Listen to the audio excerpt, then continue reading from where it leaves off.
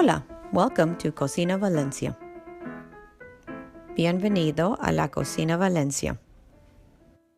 Today we are making Sopita de Letras, alphabet soup. When I was young, I remember having this soup many times a week. I had it so much when I would come home from school that, I'm told, I asked my aunt, who was my sitter at the time, to make me something different. This is a staple in many Latin households. It also has many different variations, such as the addition of the desired vegetables. Over the years, I realized I prefer this soup without so much liquid, which is the traditional method, hence the name sopa, soup. I prefer using less liquid and or letting it cook longer and have more of a consistency like spaghetti versus liquid soup.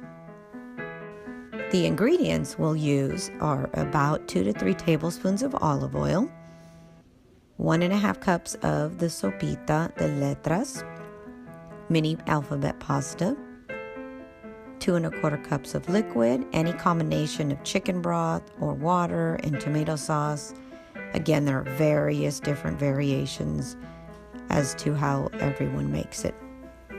Salt to taste, garlic salt to taste as well, or you can use sauteed diced garlic, and approximately 1/4 cup of diced onions. Sopita de Letras. So we begin with a little bit of olive oil, and it needs to heat up. It's been on the stove for a little bit, and now I'll go through the ingredients. We need a few chopped up onions to your liking. And you need the Sopita de Letritas, which are here. You can use fideo, letras, conchas, purchased at any Mexican market. Here's mine. So you first put in your onion. This might be a little too many. These chunks are too big. You don't want big chunks, because then the kiddos won't eat them. Then let that saute for a little bit. The other ingredients, so we have 1.5 cups of the letritas, which means we need 2 1/4 of liquid. So I like to do about 1 cup of tomato sauce and 1 1/4 cup of water. So we mix the two. And you use some garlic salt to season it. So after these are a little brown, we will add the letritas. So this has been cooking for about a minute or two until the onions are nicely browned, but not too much. So you pour in your pasta, the letras that I am using. Although these onion chunks are still a little bit large for my liking, you can remove them. So you let this brown, and if you see it dry like that, you need a little bit more oil.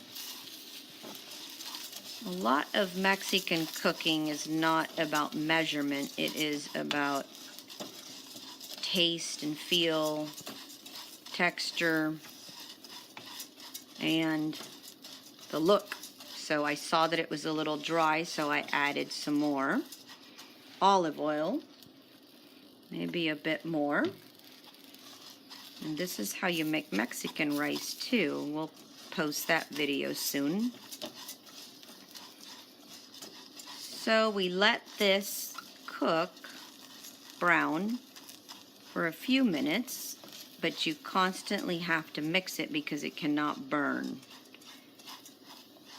And once you see a little brown, turning brown, then you start adding the other ingredients. So we'll let this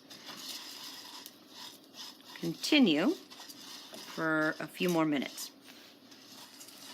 So it has been browning, and probably a bit too much, but it will still be fine. But you see how some of these are darker, which look nice.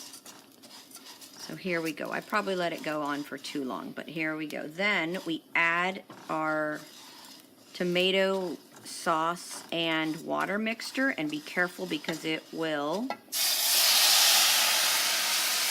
come back up.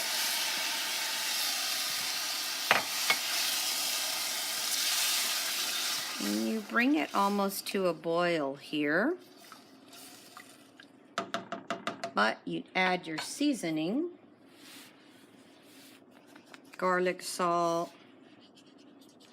again, to your liking. You don't really need to measure. A little bit of salt, maybe a little bit of pepper.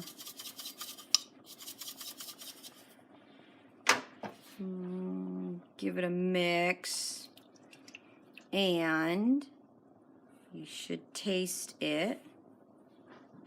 Make sure it's not too hot. And that tastes very good. So I like to bring it up to a little bit of a boil, and you let it simmer for about 20 minutes until the pasta has cooked. Now this has come to a boil,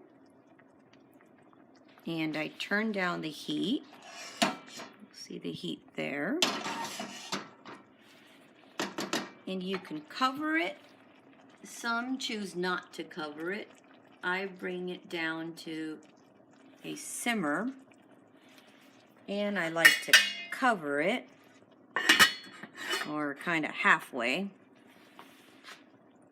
And make sure your flame is very low, and set your timer for 20 minutes.